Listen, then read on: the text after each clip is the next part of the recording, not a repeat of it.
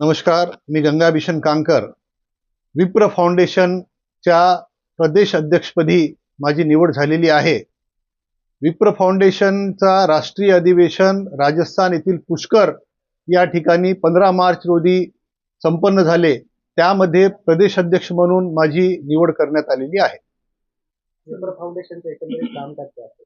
विप्र फाउंडेशन ही राष्ट्रीय संस्था असून सर्व राजस्थानी ब्राह्मणांची ही देशभराची रजिस्टर्ड संस्था आहे. त्यामध्ये सगळ्या ब्राह्मण समाजाला एकत्र करण्याचं हे कार्य या विप्र फाउंडेशनच्या माध्यमातून होत असते.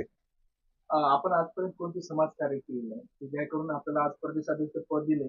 कुठल्या कार्याची दखल घेत आपले हे भेटले पद भेटले? तसं पाहिलं तर माझं सामाजिक कार्यामध्ये जी सुरुवात झालेली आहे ते मारवाडी युवा मंचच्या माध्यमातून सुरू झालेली आहे.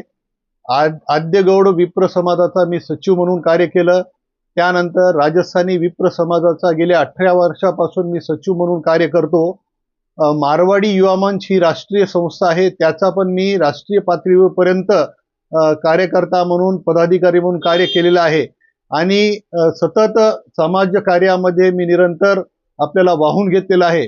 हे सगळं पाहता विप्र फाउंडेशननी मला ही प्रदेश अध्यक्षाची धुरा सोपवलेली आहे.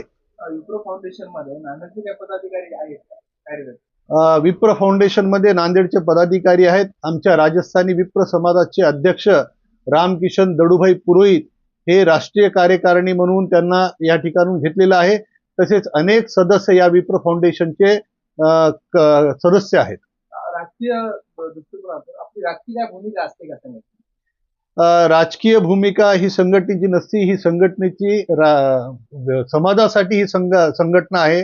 राजकीय यामध्ये काही नसतो. तर आपले प्रदेशाध्यक्षपदी निवड झालेली आहे, निश्चितच आपल्या जिम्मेदारी वाढलेली आहे. त्या अनुषंगाने आपण समाजामध्ये काय कार्य करणार आहोत?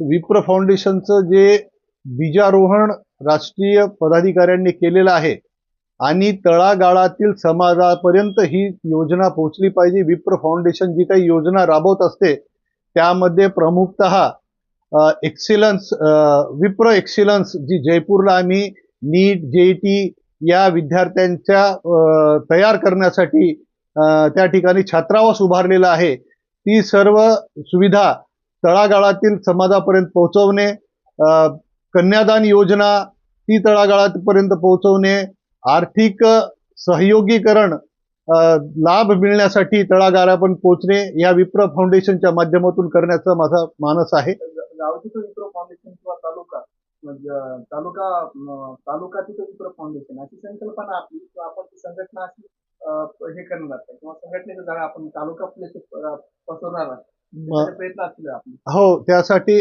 समाज संघटना ही गावोगावी झाली पाहिजे.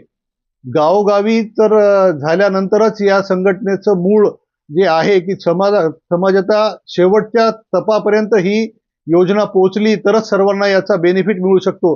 त्यामुळे गाव पातळीवर ही योजना आमचं नेण्याचा, संघटना नेण्याचा, पदाधिकारी स्थापन करण्याचा आमची योजना